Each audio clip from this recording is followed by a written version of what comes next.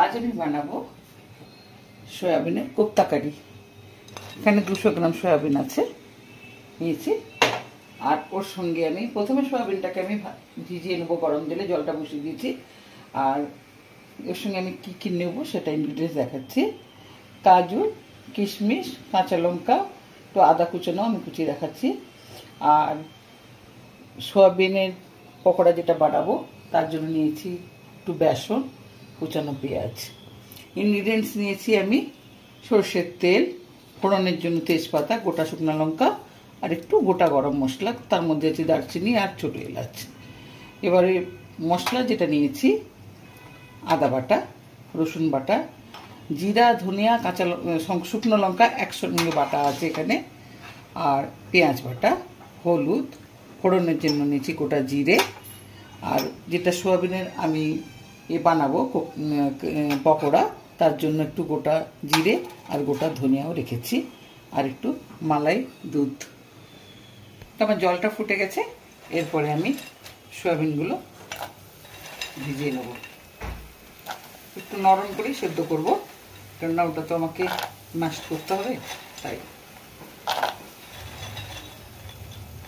সয়াবিনটা গরম জলে ভিজতে থাক, ততক্ষণে আমি একটু আদাটা গ্রেট করে নেব।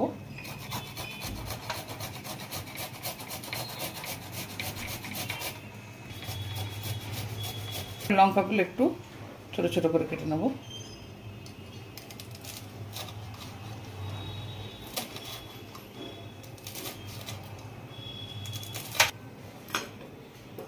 কাজু কিশমিশগুলো ছোট ছোট করে কুচিয়ে নেবো আমি।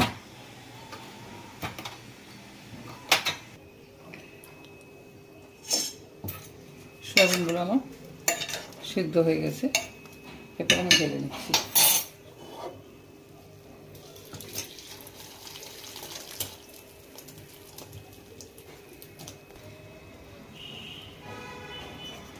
একটু ঠান্ডা হবে, এটা ঠান্ডা হয়ে গেছে। জলগুলো একবারে নিংড়ে নিচ্ছি শুকনো শুকনো করে, জলগুলো থাকলে ভালো লাগবে না।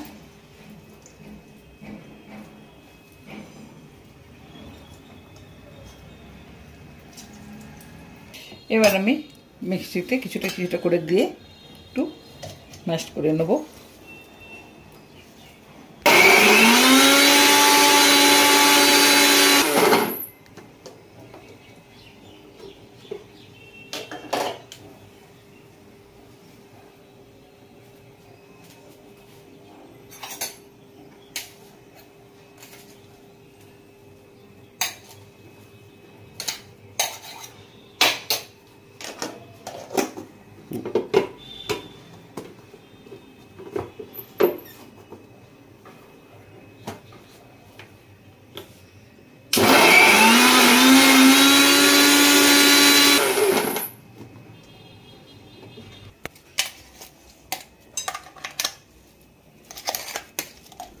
সয়াবিনগুলো আমি সেদ্ধ সয়াবিনগুলো সব আমি মিক্সিতে পেস্ট করে নিয়েছি, তো আমি ম্যাশ করে নিয়েছি।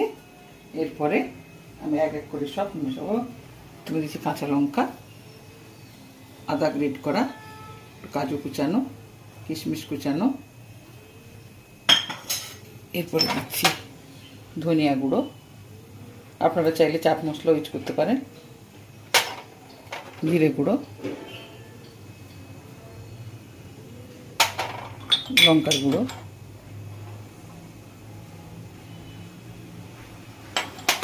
লবণ,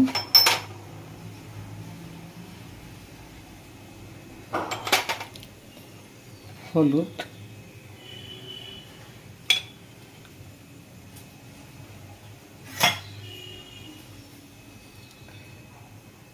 দু তিন চামচ বেসন, জাস্ট আঠালোর জন্য দেবো, নাহলে ফুলে যাবে এটা। বেশি বেসন দিলে আবার বেসনের গন্ধ ছাড়বে। এরপরে আমি এগুলোকে একসঙ্গে মাখিয়ে নেবো। একটা কথা, এখানে আপনারা ধনেপাতাও ইউজ করতে পারেন।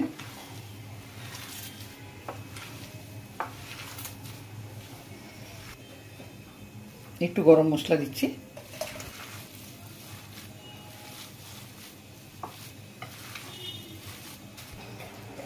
আমি একটু প্রথমে হাতে তেল দিয়ে দিচ্ছি, এইখানে বানাই।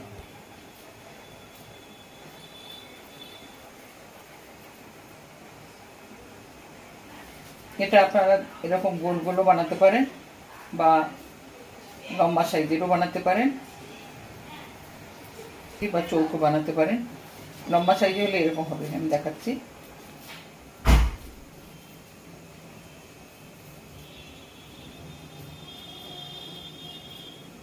তো আমি এরকম বানাচ্ছি না, আমি গোল গোল বানাচ্ছি।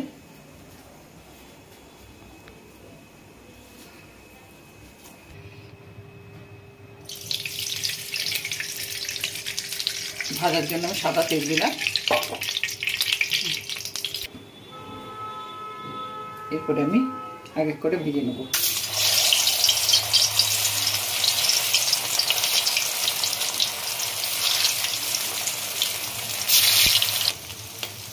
আমি এক পিঠ একটু উল্টে নিচ্ছি এইভাবে ব্রাউন করে। ছোট চামচ দিয়ে উল্টাচ্ছি, বড় চামচ দিয়ে ভেঙে যাওয়ার সম্ভাবনা থাকবে।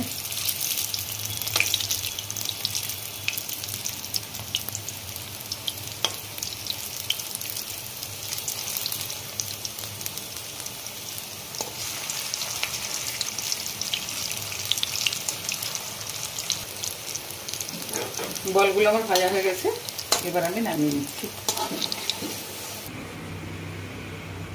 দ্বিতীয়বার বলগুলো দিচ্ছি।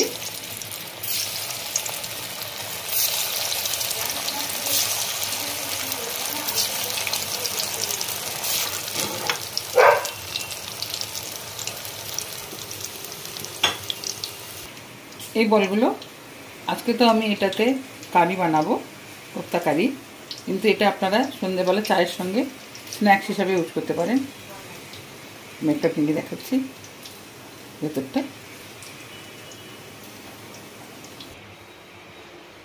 কড়াইতে তেল ছিল, আর একটু তেল দিচ্ছি। শুকনো লঙ্কা, তেজপাতা, দারচিনি, এলাচ দিয়ে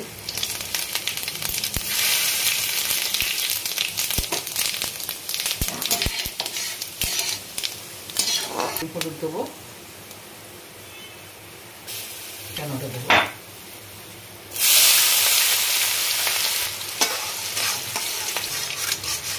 পেঁয়াজটা একটু গোল্ডেন কালার করে ভাজবো। পেঁয়াজটা ভাজা হয়ে গেছে, এরপরে আমি দেবো পেঁয়াজ বাটা,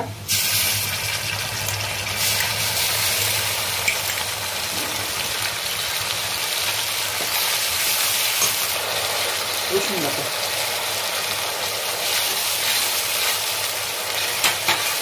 আদা বাটা, পরিমাণ মতো আমি তরকারিতে যতটা হলুদ দিয়েছি ততটা দেবো। এবারে দিচ্ছি ধনিয়া, জিরা আর লঙ্কা বাটা।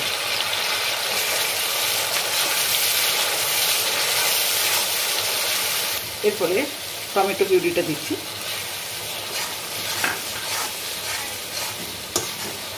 সঙ্গে দেবো নুন,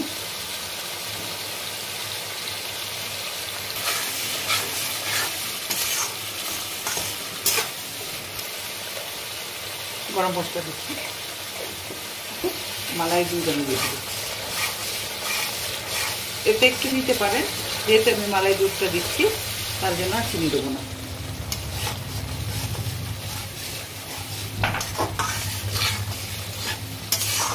আমার গ্রেভিটা হয়ে গেছে, এরপরে আমি একটু জল অ্যাড করব। এবার একটু ঢাকা দেবো। সয়া বলগুলো দিয়ে দেবো।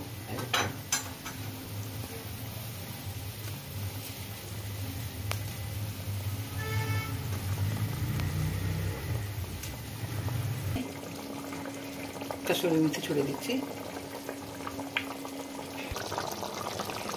একটু ঘি দিয়ে দিচ্ছি উপর থেকে। সোয়াবিনের কোপ্তা কারি আমার হয়ে গেছে, এবার আমি ঢেলে নেব। আজকে আমার রেসিপি ছিল সোয়াবিনের কোপ্তা কারি। তো আমি তো পুরোটা আপনাদের সামনে তুলে ধরলাম কিভাবে বানালাম। আশা করি আপনাদের ভালো লেগেছে। এটা রুটি, পরোটা, ভাতের সঙ্গে খাওয়া যায়। তো আমি একটা খেয়ে দেখাচ্ছি।